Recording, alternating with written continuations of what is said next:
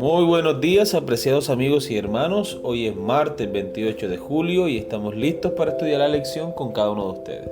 Una vez más nos acercamos a nuestro Dios porque sabemos que de Él proviene la sabiduría y la inteligencia y Él desea podernos instruir cada mañana para un nuevo día. Así que vamos a empezar con nuestro estudio de hoy. Con ustedes Stephanie Franco Y Eric Colón. Bienvenidos.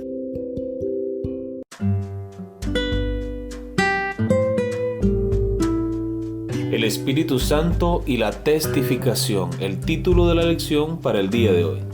A lo largo del libro de Hechos, el Espíritu Santo está poderosamente presente. Él ministraba a los creyentes y a través de ellos mientras testificaban por su Señor en una variedad de formas.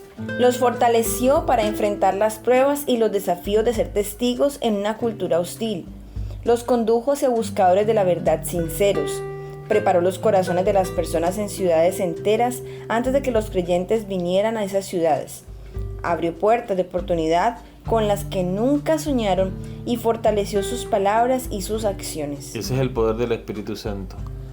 Es increíble todo lo que relata el libro de Hechos y cómo el Señor a través del Espíritu Santo pudo abrir puertas, hacer milagros, cambiar corazones, cambiar la actitud, la condición de las personas. Así es.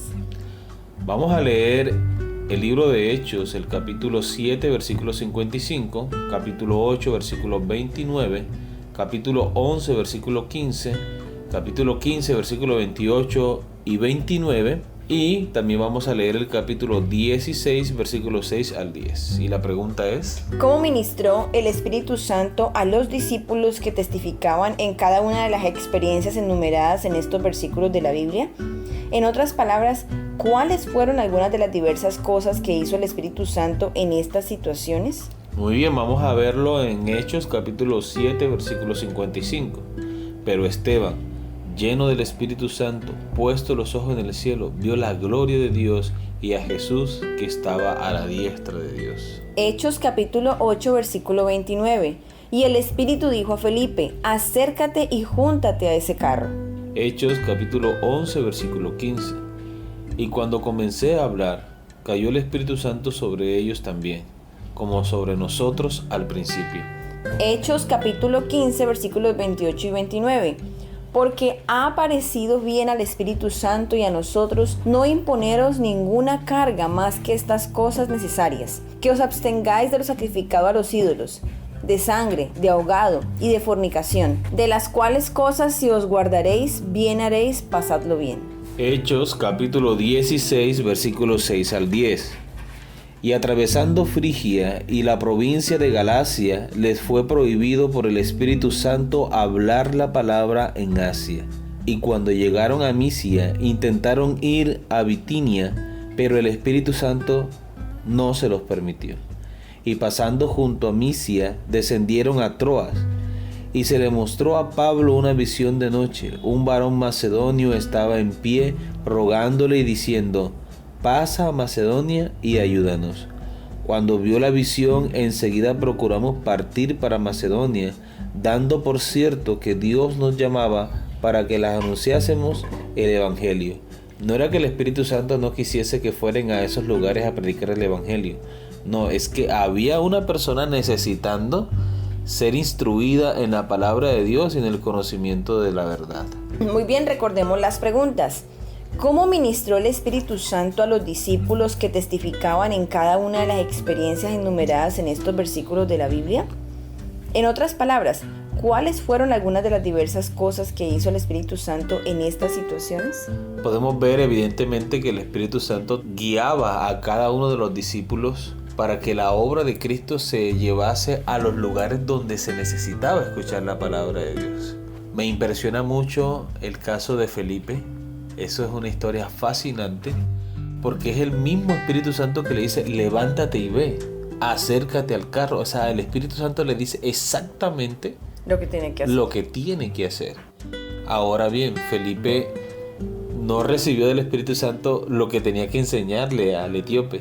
Eso ya lo sabía él por medio del estudio de la palabra de Dios, y yo pienso que esa es la parte que a nosotros nos compete. Cada uno de nosotros debe conocer su Biblia.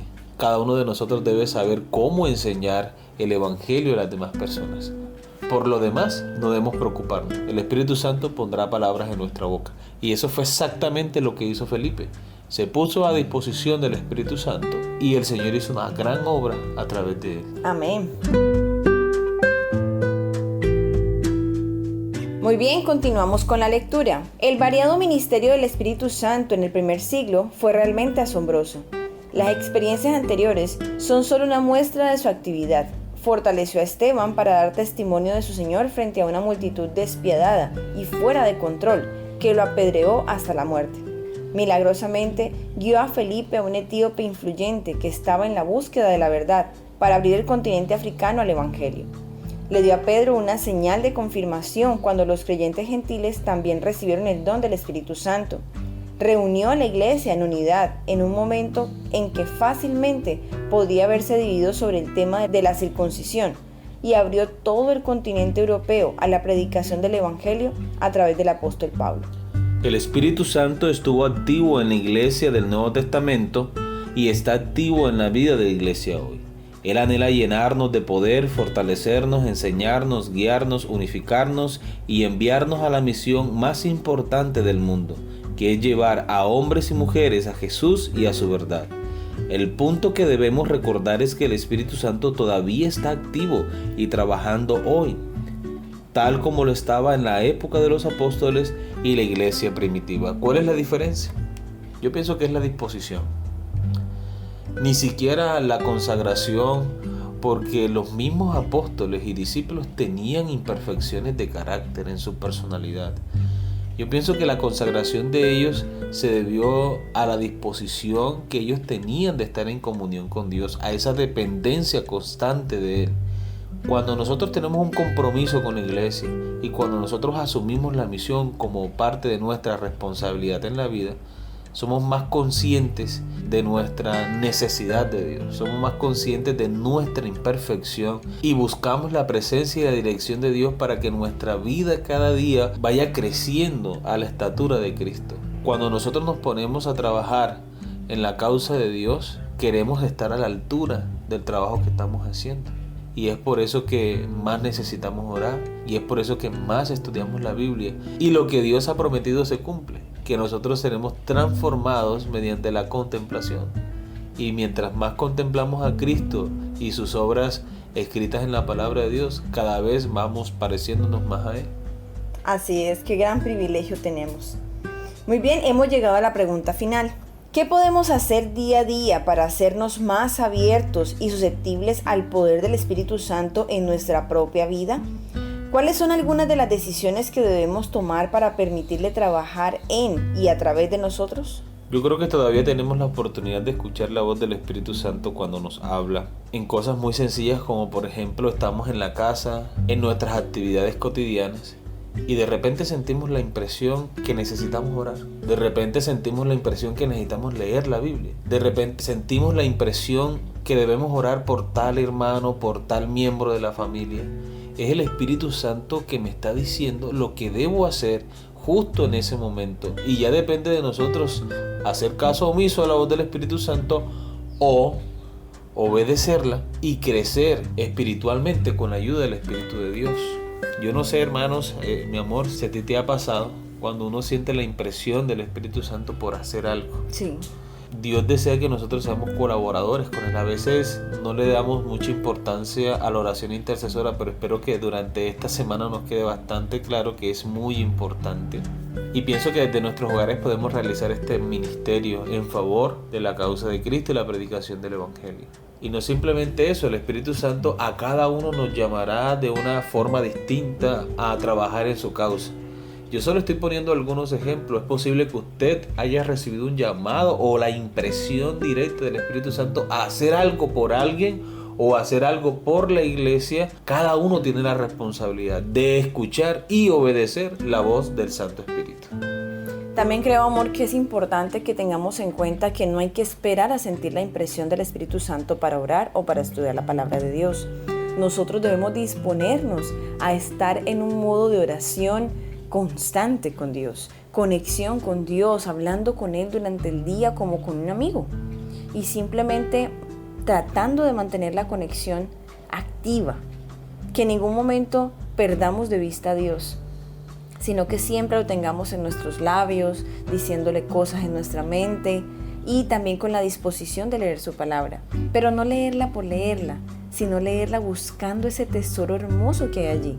Cuando hacemos eso, el Espíritu Santo encuentra el espacio para hablarnos. Es la única manera que nosotros podamos escuchar su voz, cuando estamos dispuestos. Es como cuando alguien quiere hablar conmigo. Si yo estoy dispuesta a escucharle, entenderé su mensaje, copiaré lo que me está diciendo. Pero si yo no estoy dispuesta a escuchar a la persona, obviamente el mensaje y la comunicación pues no se va a dar. Así es, amor, muy importante lo que dices. Debemos buscar tener comunión con Dios de una manera espontánea, natural, que haga parte de nuestra vida diaria. Así como lo es llamar a nuestros padres, así como lo es llamar a nuestros amigos, así como lo es interactuar entre nosotros, estando aquí en casa. Muy bien, queridos amigos y hermanos, la invitación es que cada uno de nosotros busquemos siempre la presencia de Dios, que cumplamos lo que dice la Biblia en Mateo 6:33, buscar primeramente el reino de Dios y su justicia. Y todo lo demás será añadido. Y todo lo demás será añadido, porque Dios lo ha prometido y Él lo cumplirá. Amén.